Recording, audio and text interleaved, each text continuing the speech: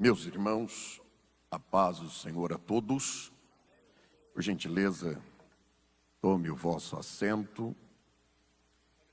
Eu quero expressar aqui a minha alegria e a minha gratidão a Deus pela oportunidade de poder participar de uma manhã gloriosa como esta, da 76ª Escola Bíblica de Obreiros aqui da nossa igreja, e dizer aos irmãos que é uma bênção poder separar este tempo para estudarmos a palavra de Deus.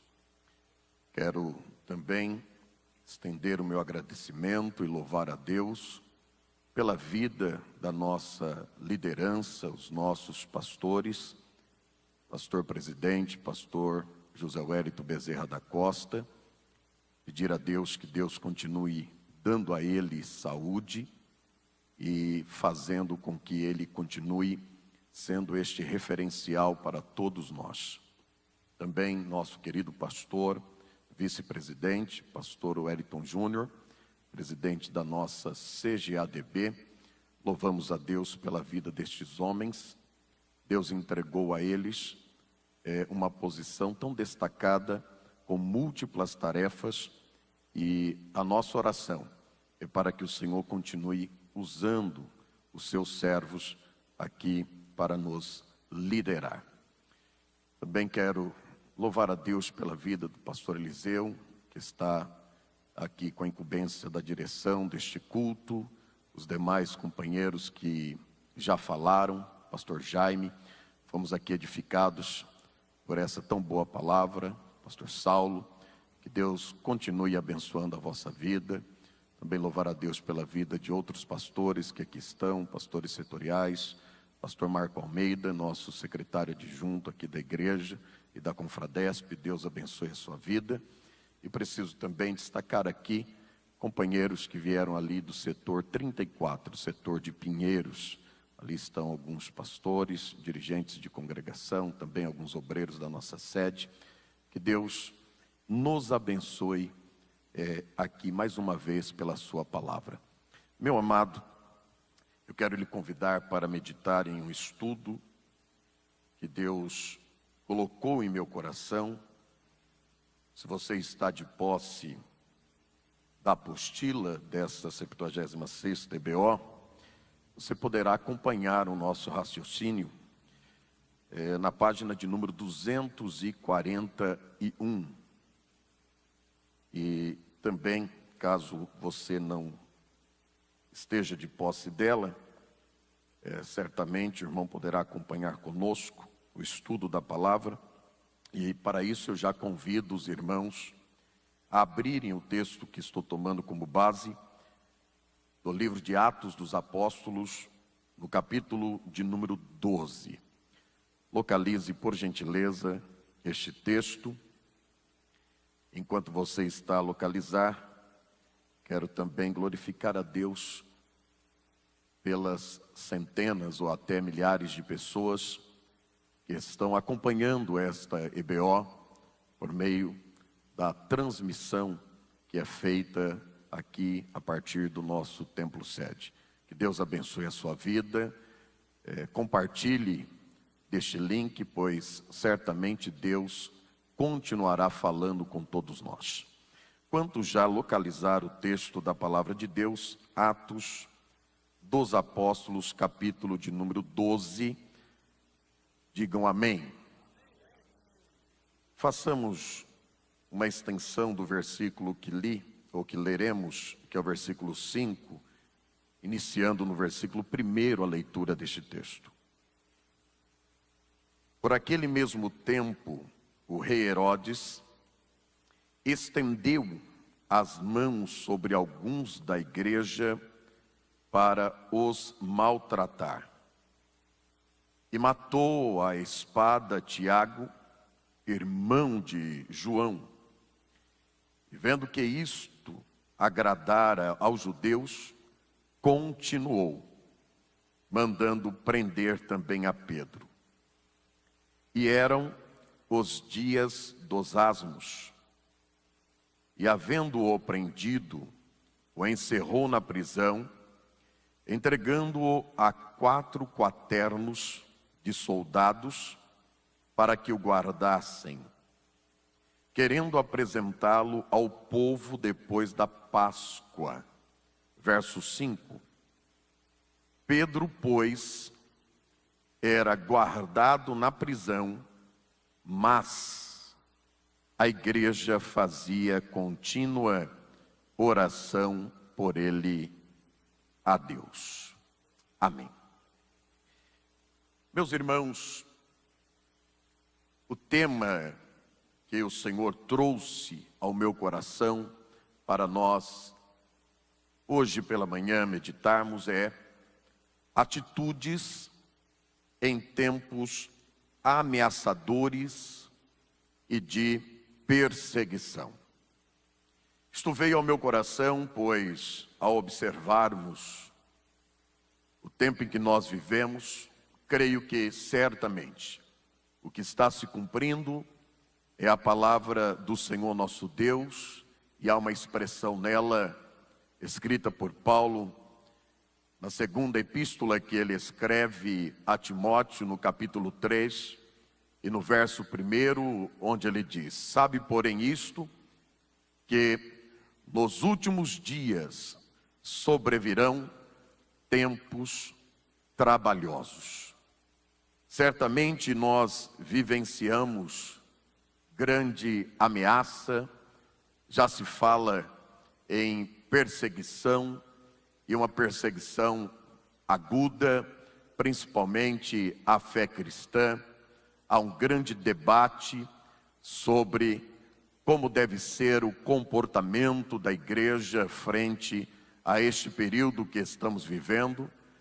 Academicamente, nós temos um recorte histórico que mostra como seria estes dias. Tivemos a modernidade, agora passamos pela pós-modernidade, e já há escritores que trabalham a hipermodernidade, aquilo que está adiante ainda, após a própria pós-modernidade. Os dias são trabalhosos, e certamente nós teremos que lidar com eles, enfrentando-os. E é por isso que então o Senhor colocou este texto e esse estudo em meu coração. Eu venho de um trabalho durante minha carreira como executivo, e quando falávamos de gestão, nós tínhamos uma ferramenta muito conhecida de planejamento estratégico, que era o que é a análise SWOT, ou em português, o FOFA. Força, oportunidade, fraqueza e ameaças. E eu estou trazendo isso porque, muito embora nós tenhamos certa ameaça à nossa fé, todo período ameaçador também é um período de oportunidades. Embora tenhamos nossas dificuldades em enfrentar este tempo, eu venho aqui não somente para falar sobre a ameaça ou a perseguição que a igreja possa sofrer, mas eu venho também aqui ter uma reflexão com os irmãos sobre as oportunidades que Deus está gerando para a nossa geração, para o nosso tempo. Este versículo que tomamos como base, o versículo de número 12, e capítulo 12, o versículo de número 5, é um texto de Lucas. Na apostila eu trago algumas informações sobre este escritor, e eu destaco ele, pois há uma distinção de Lucas entre os demais. A Bíblia, ela contou com cerca de 40 escritores. Gosto sempre de utilizar a palavra escritor ao me referir a cada um deles, pois creio que a Bíblia ela tem um único autor, que é o Espírito Santo de Deus. E dentre esses escritores, 9 deles estão no Novo Testamento. Foram eles que escreveram esse segundo volume da nossa Bíblia. E dentre esses escritores, um deles, nós não temos certeza, a teologia ela não bate martelo sobre quem seria o escritor à carta aos Hebreus. Alguns dizem Paulo, outros Apolo, ou então até Barnabé, por ter sido ele levita, como diz o texto de Atos, ali da ilha de Chipre. Mas o certo é que esses homens, utilizados por Deus, eles escreveram este testamento, que é um Novo Testamento em nossa Bíblia. Porém, Lucas, ele é alguém que sempre me chamou a atenção, porque segundo a tradição da igreja, e isso está aí na apostila, ele é tido como o único escritor não judeu de toda a Bíblia. Sendo ele grego, natural de Antioquia, ele se destaca nesse sentido, pois é a visão de alguém não judeu acerca do cristianismo. E Lucas, para nós, é um escritor que traz aquilo que chamamos de teologia lucana, principalmente a nós pentecostais. Ele escreve 2 livros, o Evangelho, que leva o seu nome, e também o livro de Atos dos Apóstolos. E embora, na ordem que aparece no Novo Testamento, Lucas seja o 3º livro e Atos seja o 5º livro, e ali estão intercalados pelo Evangelho segundo João, tudo indica que Lucas e Atos trata-se de um único livro. Há uma conexão entre esses 2 livros. E se você levar em consideração o texto que Lucas escreveu, nós estamos diante, certamente, do homem que mais escreveu no Novo Testamento, o maior escritor do Novo Testamento. E talvez você se choque, porque a impressão que temos é que Paulo foi o maior escritor do Novo Testamento em função de ter escrito 13 epístolas e Lucas apenas 2 livros. Mas o conteúdo da escrita de Lucas é superior. E se você quiser anotar uma estatística, quando nós olhamos para as palavras escritas destes volumes, Lucas escreveu 19.482 palavras no Evangelho que recebe o seu nome, e em Atos 18.450, perfazendo um total de 37.932 palavras, ou seja, 27,48% do Novo Testamento foi escrito por este escritor, foi escrito por Lucas.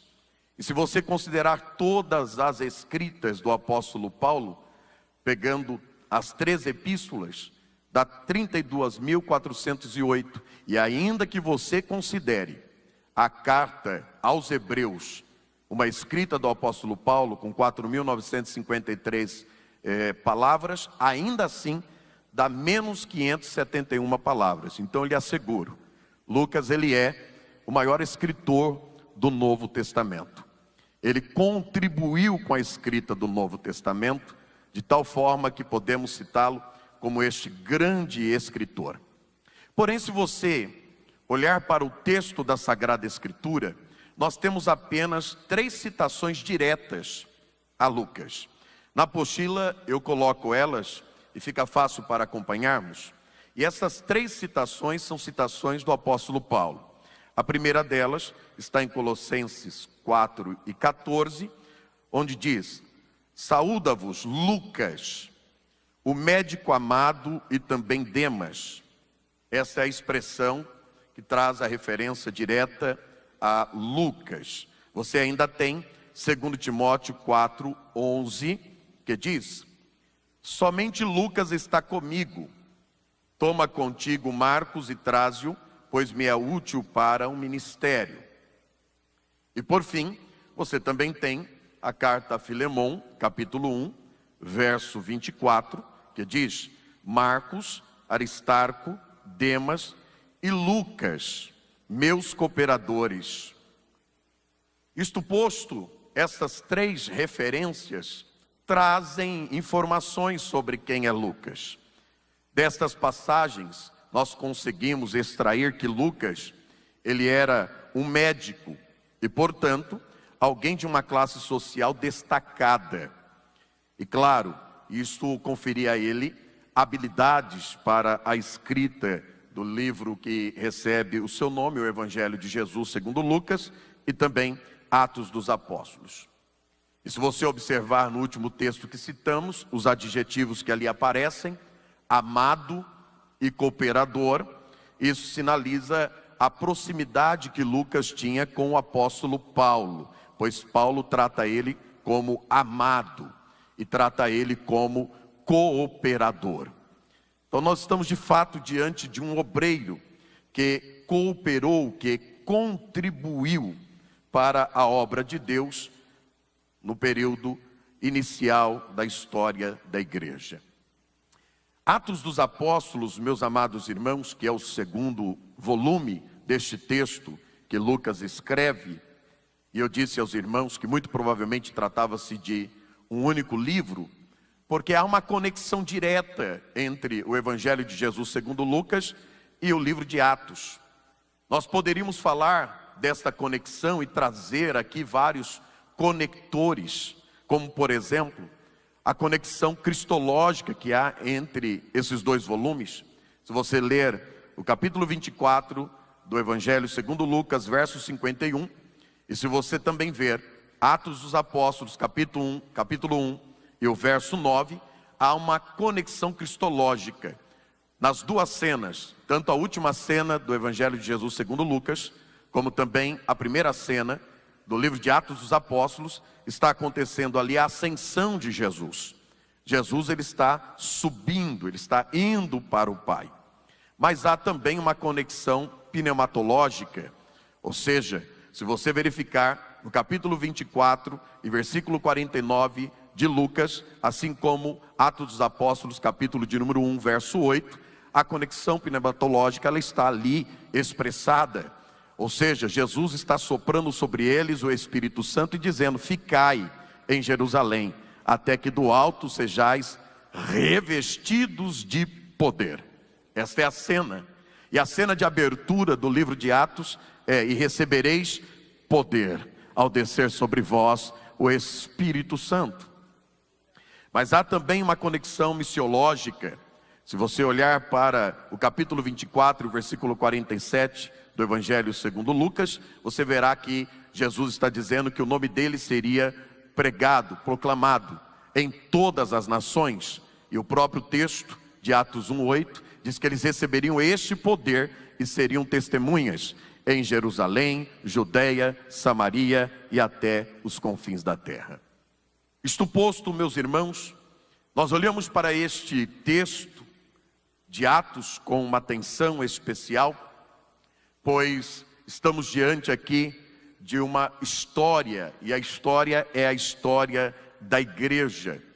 Neste texto de Atos nós encontramos os registros dos primeiros atos da igreja, dos primeiros milagres, das primeiras conversões, tudo isso feito por meio do poder do Espírito Santo. Este capítulo que nós destacamos, o capítulo de número 12, nesta altura da narrativa de Lucas, nós começamos a ver uma perseguição tomando um volume tal que alguns da igreja, principalmente a liderança, está sendo duramente atacada. Se você olhar o início da igreja, a igreja surge ali por volta do ano 30 da era cristã, e nós estamos aqui por volta do ano 44, 45, então essa história do capítulo 12, estamos falando de uma igreja com cerca de mais ou menos 12 anos de existência, de 12 a 14 anos de existência. E o que é que a gente observa? A primeira perseguição surge a partir do Sinédrio, que era uma espécie de Suprema Corte, que tanto legislava quanto também julgava naquela época.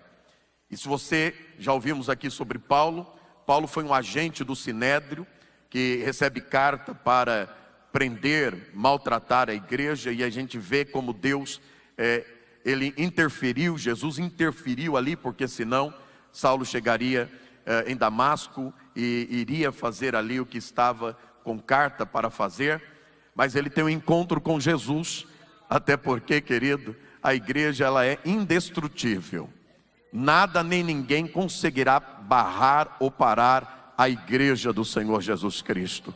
Louvado seja o nome do Senhor. Então o Sinédrio se tornou um algoz da igreja. Mas este capítulo 12 mostra que para além do Sinédrio, agora a perseguição também está sendo promovida por Herodes. Este Herodes é o Herodes Agripa I, rei da Judeia, que reinou aí entre 41 a 44. Tratava-se do neto de Herodes o Grande, também conhecido como o Grande Agripa. E olha o que o texto das Escrituras nos informa. Por aquele mesmo tempo, o rei Herodes estendeu as mãos. E estender as mãos aqui é um ato de perseguição. É um ato de afronta. A ideia aqui é barrar a obra de Deus. É uma grave ameaça. E ele estendendo as mãos, o texto diz que estendeu as mãos sobre alguns da igreja para os maltratar. Então a igreja começa a sofrer maus tratos. E se você olhar para o nosso tempo, não é isso que temos visto? Agravos, maltratos, a obra de Deus, a igreja que pertencemos. Mas fique tranquilo, até o final do meu tempo você vai entender o que Deus quer falar conosco aqui, pois somos a igreja do Deus vivo. Aleluias, glória a Deus, bendito seja o nome do Senhor. E se você continuar ainda no texto, matou a espada Tiago. Quem é esse Tiago? É o apóstolo Tiago, irmão de João. Lembra-se do Pedro, Tiago e João no barquinho que a gente canta desde criança? Este Tiago agora, ele foi morto à espada, tornando mártir, primeiro apóstolo a ser martirizado. Mas o texto diz que ele não somente mata a espada. Veja no versículo 3 que aparece a motivação. E vendo que isso agradara aos judeus, ele está aqui promovendo essa perseguição porque essa perseguição agrada a alguém. Há aqui uma ideia de popularidade. E hoje nós vivemos exatamente isso. Alguém se levanta contra a igreja porque isso está gerando popularidade. Então é por isso que há o agravo. E isso continua. E a Bíblia diz, verso 3, continuou. Então não parou, não foi um ato isolado. Não foi apenas um momento, não. Ele matou Tiago à espada, maltratou alguns irmãos e vendo que isso dava a ele popularidade, ele avançou, ele continuou mandando prender agora a Pedro. E Pedro está guardado. E eu acho muito interessante os elementos que Lucas reúne para essa história. Se você observar, Pedro está guardado em um cárcere, uma masmorra, de segurança máxima para a época. Era como se Pedro fosse preso e transferido para um desses presídios de segurança máxima que nós temos no interior do estado, totalmente fortificado. E eu fico pensando, meu Deus, por que tanta segurança para um apóstolo, um pregador da palavra, que não tem um grau elevado aqui, ou sequer qualquer grau de periculosidade? É um servo de Deus, é um cristão, é um irmão, chamado por Deus, um obreiro do Senhor. E eu fiquei pensando para trazer aqui pelo menos uma sugestão de resposta. Por que tanta segurança para guardar um líder cristão? O que é que ele oferecia? Bom, primeiro, o mundo reconhece o poder que você tem. O mundo reconhece o perigo que você tem, porque você é alguém vocacionado. Você é alguém chamado. Guardaram a Pedro porque não queriam ele solto. Porque ele solto, ele estaria a pregar a palavra do Senhor. Pois ninguém fazia com que os apóstolos calassem a boca. Pedro mesmo diz, mais importa agradar a Deus do que aos homens. Esses homens não eram covardes. Esses homens, eles falavam. Eles confrontavam. E é por isso que agora há um esforço para prender, para barrar, para não permitir o avanço. Oh glória! Talvez você diga, mas para que tanta segurança? Pois o texto diz que colocaram ali 4 quaternos de soldados. Isso dá 16 soldados dentro da prisão. 2 deles ligados a Pedro com algemas. Os demais de prontidão, guardando o cárcere interior, seguidos por uma primeira e segunda guarda, por último a porta de ferro que dava na cidade. Era impossível sair dali. Mas se você fizer um paralelo pela visão de Lucas e o texto que ele narra, certamente eles já tiveram uma experiência com estes homens chamados por Deus. Se você observar Atos dos Apóstolos, capítulo de número 5, verso 18, o Sinédrio já havia tentado manter presos esses apóstolos, colocando eles ali no cárcere, com soldados, com homens, para que eles não pregassem. E deixa eu te dizer algo aqui que vem de Deus para mim e para a tua vida: nada vai nos bloquear de pregar a palavra de Deus. Nada vai nos prender. O Senhor hoje está falando ao seu povo, a estes que aqui estão e os que me ouvem também pela transmissão. O Senhor está dando soltura. Você vai pregar a palavra do Senhor, ninguém vai impedir que a voz de Deus seja ecoada nesta nação e neste mundo. Quem pode glorificar o nome do Senhor? Mas veja, no capítulo 5, verso 18 de Atos, onde se buscava manter presos os apóstolos. Mas o que chama a atenção é o testemunho dos guardas. Por quê? Porque embora o Sinédrio tivesse colocado os apóstolos lá, onde é que eles apareceram? Eles apareceram no templo pregando. E aí quando isso chega para o Sinédrio, espera aí, eles não foram presos? Foram. Não estão no cárcere? Estão. Alguém abriu a porta? Não. Então manda lá alguns homens para verificar, porque eles estão dizendo que eles estão no templo pregando a palavra. Olha o testemunho que Lucas dá. Veja por favor, Atos 5 e 23, olha isso. Quando os soldados vão ao cárcere, trancado, ninguém abriu, e volta para o Sinédrio, olha que lá está: achamos realmente o cárcere fechado. Olha isto, observe por favor, com toda a segurança, e os guardas que estavam fora, diante das portas, ou seja, o cárcere fechado, os guardas estavam lá diante da porta, mas quando abrimos, ninguém achamos lá dentro. O anjo do Senhor os tirou de lá. Agora como? Se a prisão estava fechada, os guardas estavam lá, não me pergunte como. Continuou fechado, os guardas continuaram lá, mas os crentes, os apóstolos, os obreiros que foram colocados lá dentro, estão soltos no templo pregando a palavra de Deus. Tem alguém solto aqui, que pode ecoar a sua voz e dizer: eis-me aqui, Senhor, nada vai me prender, oh glória a Deus. Atos tem essa ideia de que nada pode nos prender. Se você olhar para o livro de Atos, começa na ascensão de Jesus e vai até a prisão de Paulo. Eu disse, até a prisão do apóstolo Paulo. Mas olha como termina o texto de Atos dos Apóstolos, Atos 28, 31. Pregando o reino de Deus e ensinando com toda liberdade as coisas que pertencem ao Senhor Jesus Cristo, sem impedimento algum. Paulo está preso, mas a palavra de Deus continua solta, sem impedimento nenhum. Nada vai parar a obra do Senhor, meu irmão, obreiro do Senhor. Pregue a palavra, já ouvimos isso aqui e eu reforço: pregue a palavra, nada nem ninguém vai nos bloquear, oh glória. Diante desta pequena introdução, eu apresento a vocês o que eu estou tratando como 3 atitudes que podem ser observadas dentro deste contexto de Atos 12. E aqui, focando mais no tema que escolhi. Que atitudes podemos ter frente a esses tempos ameaçadores, tempos de perseguição? E nós estamos vivendo dias, como já disse, muito delicados.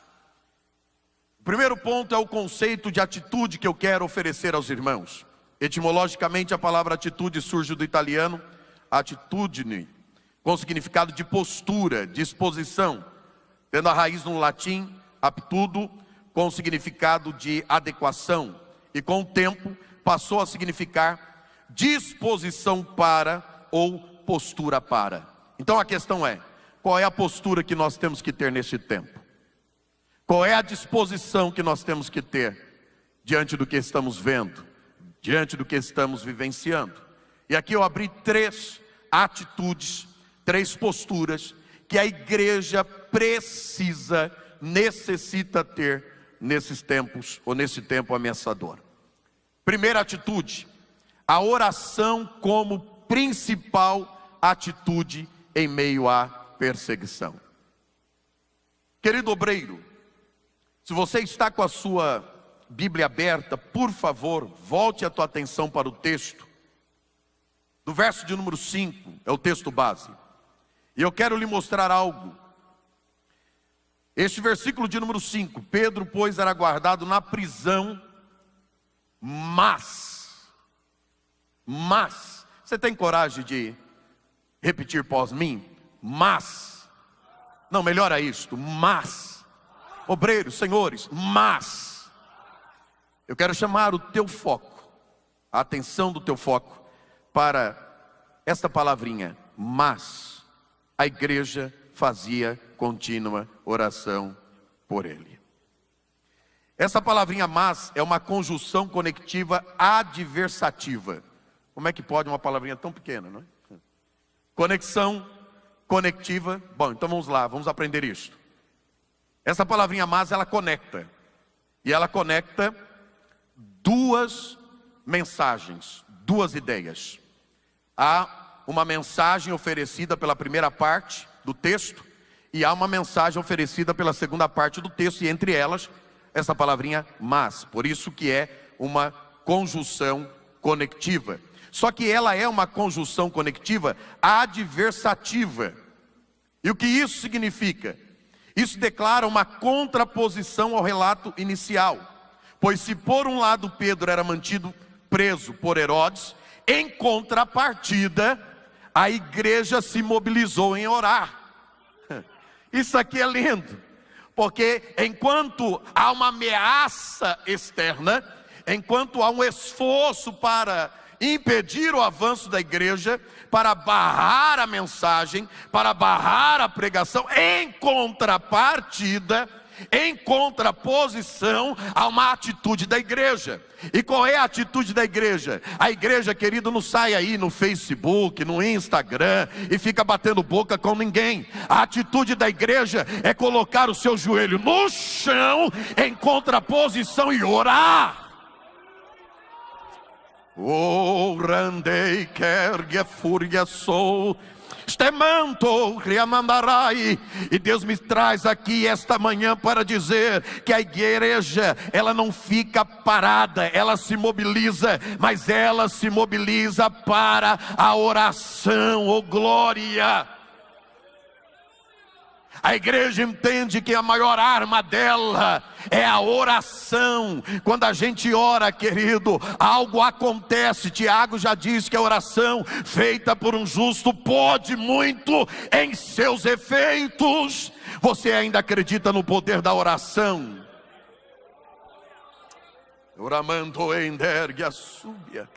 Agora observe o advérbio grego utilizado, ektenos, ligado à oração, que foi traduzido em algumas traduções. Eu estou usando a NAA, a Nova Almeida atualizada, mas foi traduzido como incessantemente. Então era uma oração incessante.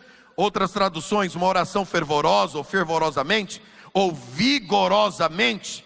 E isto mostra intensidade, a intensidade com que a igreja orou. E se você olhar a intensidade da perseguição, era alta, mas a intensidade da oração também era alta. Quanto mais aperta, mais a igreja ora. Quanto mais se levanta, mais a igreja ora. E essas duas forças que Lucas reúne nesse único texto, trará um resultante, trará um resultado. Quem é que vai vencer? É só olhar o contexto. É só olhar o que acontece com Herodes e olhar o que acontece com Pedro. E o que é que mudou o cenário? A igreja reunida, orando e buscando a Deus. Está entendendo ou está difícil? Eu vou precisar desenhar para você aqui. Sabe o que o Senhor está nos chamando a fazer? É hora da igreja se posicionar em oração. O nosso pastor presidente da convenção geral, pastor Wellington Júnior, está conclamando a igreja inteira, por meio da CGADB, a orar nesses dias. Será que você consegue levantar a tua mão aos céus e começar a valorizar mais a oração da igreja? Quando a igreja ora, o Senhor trabalha, o Senhor age. Louvado seja o nome do Senhor. Oh glória, eu sinto a presença de Deus aqui. Poderia falar sobre o local da oração, a casa de Maria, e alguém acha que era uma sala. Na verdade, e se você observar aí, tratava-se de um amplo cenário, e eu dou os motivos pelo qual eu acredito nisso. Certamente centenas de irmãos estavam reunidos aí. Era uma igreja já de 12 anos, e se você observar esta igreja de quase 12 anos, você vai perceber que havia, sem dúvida nenhuma, muitos irmãos reunidos nesta igreja. Pois, em 1 Coríntios, capítulo 15, verso 6, Paulo diz que já havia uma reunião de cerca de 500 irmãos, que ouve a mensagem de Jesus dizendo ficar em Jerusalém. Esse número é reduzido em Atos 1,15, pois só ficaram ali, depois de um inteirinho de 10 dias, quase 120 pessoas. Mas depois, querido, que o Espírito Santo desceu, esse número não recuou mais. Recuou de 500 para 120. Está cheio de obreiros, irmãos, perdendo membro, perdendo crentes. Mas é porque está faltando o poder do Espírito Santo.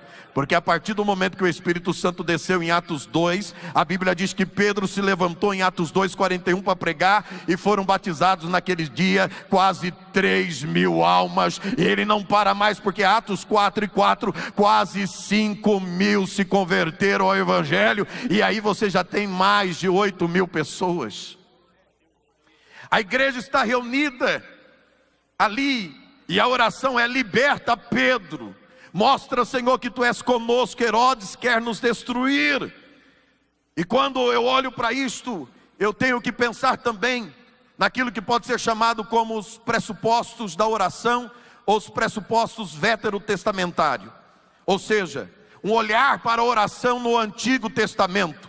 E quando você olha para a Bíblia, em assuntos como oração, você vai ver que a oração resolveu muitos momentos da história, do texto sagrado, dos relatos bíblicos. Moisés orou e o mar se abriu para a passagem dos hebreus. Em seguida se fechou sobre os egípcios, dando cabo à perseguição de Faraó contra o povo de Deus. Era Faraó, era o primeiro império mundial que vinha contra os hebreus, mas eles oraram. A Bíblia diz que clamou Moisés ao Senhor, e Deus respondeu: porque está aí Moisés parado, dize ao povo que marche. Olha o Senhor falando conosco aqui. É só orar, meu irmão, que nós vamos avançar. Josué, em guerra, em batalha, orou, e o sol parou no céu por quase um dia inteiro para dar livramento contra os amorreus. Josafá orou a Deus e livrou o Senhor dos moabitas, amonitas e edomitas que cercaram Judá, segundo as Crônicas 20. Daniel orou e Deus o guardou da conspiração dos príncipes e presidentes medo-persas, que resultou em Daniel ser lançado na cova dos leões. Pode até ser lançado lá, mas quando tem alguém que está com a janela aberta para Jerusalém, aleluia, orando 3 vezes ao dia, ô meu irmão, leão vai ter que jejuar.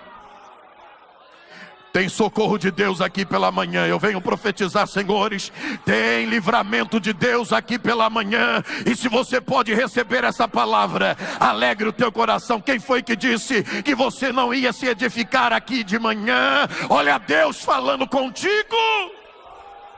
Ramandaias terra narabagai.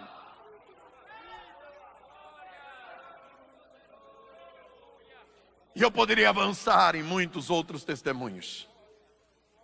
Vamos para o segundo ponto. O primeiro, a oração como principal atitude em meio à perseguição. Segunda atitude, a confiança como indispensável atitude diante das incertezas futuras. Senhores, nós não sabemos o que vai acontecer. Imagine Pedro. Tiago tinha sido morto à espada e ele seria apresentado no dia seguinte. O que é que vai acontecer? O que acontecerá conosco? Eu não sei, os senhores. Quem sabe o que vai acontecer esta tarde? Amanhã? Não sabemos. Então há incertezas futuras. Então qual é a atitude que eu tenho que ter hoje? É uma atitude de confiança. O substantivo confiança vem do verbo confiar e tem sua origem no latim confidere, significando acreditar plenamente, com firmeza. Temos o sufixo fidere, que significa fé, no grego pistia. Agora, Lucas, ao registrar este texto, para mim pelo menos, foi inquietante ver a serenidade que Lucas apresenta Pedro. Como é que Lucas apresenta Pedro? Preso no cárcere, 4 quaternos de soldados, segurança máxima, será apresentado no dia seguinte, vai ser morto, a sentença é para morrer, é para acabar e a obra de Deus. Lá fora, sem líder, ou pelo menos sem seu principal líder, porque Pedro está preso. Preocupações, certamente, inquietações viriam ao coração de alguém, mas aí Lucas registra Pedro dormindo.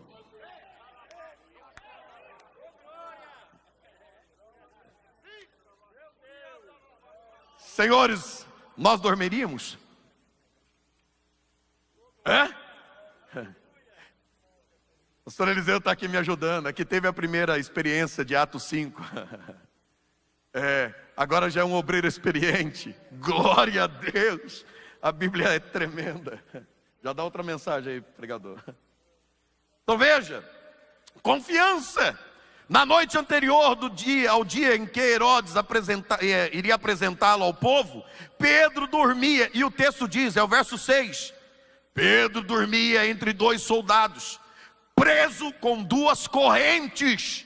Sentinelas junto à porta guardavam a prisão.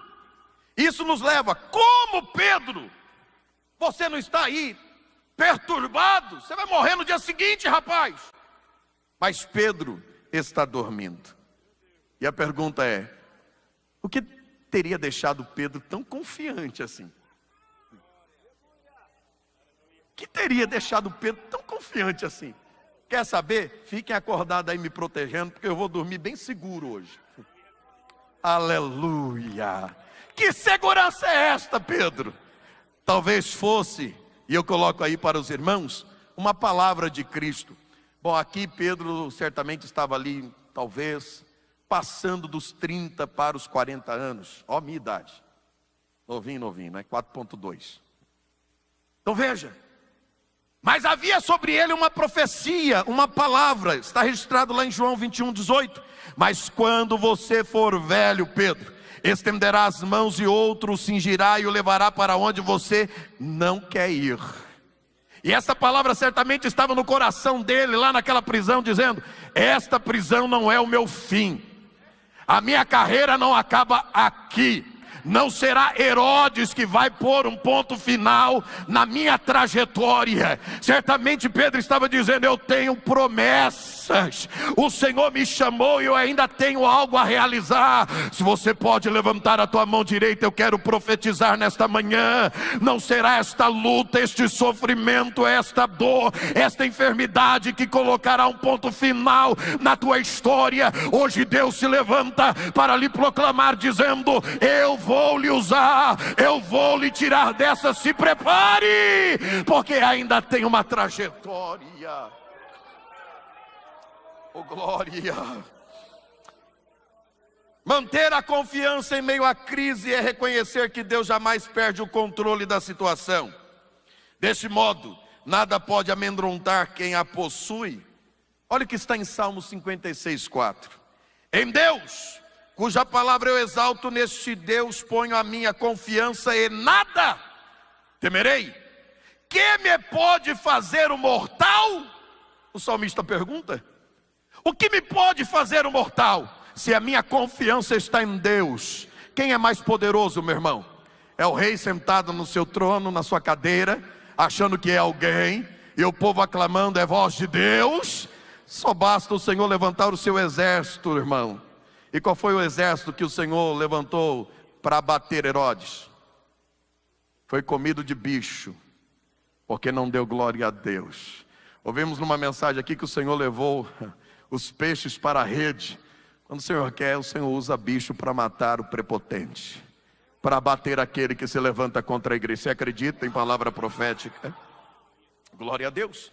Essa confiança que temos, ao nos aproximarmos de Deus, se pedirmos alguma coisa de acordo com a vontade de Deus, Ele nos ouvirá.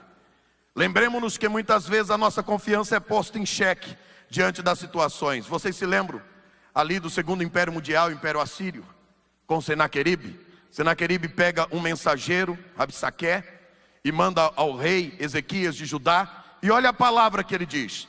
E Rabsaque lhes disse: ora, dizei a Ezequias, assim diz o grande rei, o rei da Síria, que confiança é esta em que esperas?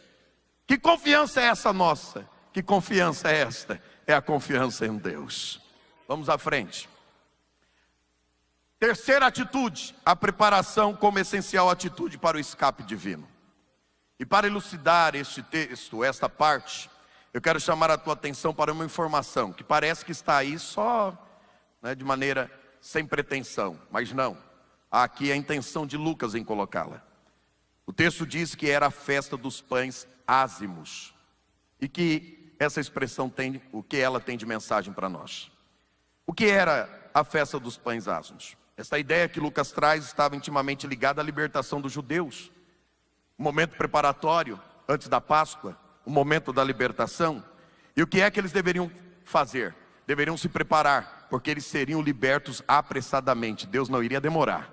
O Senhor ia chegar com força e ia libertá-los. E se você olhar um paralelo para esses textos de Deuteronômio 16:3, e fica aí na revista para que você medite um pouco mais, você vai encontrar expressões como, para Pedro, quando o anjo vem, a luz raia naquela prisão, aquele ser diz: cinge-te os teus lombos. Isso era levantar e amarrar a túnica de forma a livrar os joelhos. Por quê? Porque Deus iria tirá-lo de lá de maneira miraculosa. Se você olhar, o anjo diz: calce as tuas sandálias. Era outra recomendação para Pedro. O cristão, na qualidade de um soldado, precisa estar com os pés calçados. Também disse: cobre-te com a tua capa. E aqui eu destaco acho esse dos três também muito importante. Cobrir aqui é revestir. Seria uma noite miraculosa, mas havia intempéries lá fora. Então Pedro precisava estar revestido. A igreja do Senhor Jesus precisa estar revestida de poder. Sabe qual é a atitude que nós precisamos ter em frente a este mundo que aí está? Nós precisamos de revestimento. Já pensou? Alguém que ora, alguém que tem confiança e agora está cheio do poder de Deus. Que o Senhor querido nos dê este revestimento. A nossa igreja é uma igreja pentecostal. Acreditamos no dom do Espírito de Deus em línguas estranhas. Eu não sei se você já deu glória hoje, eu não sei se você já deu aleluia, e eu não sei se você já falou em línguas estranhas, mas nós somos revestidos de poder. E eu quero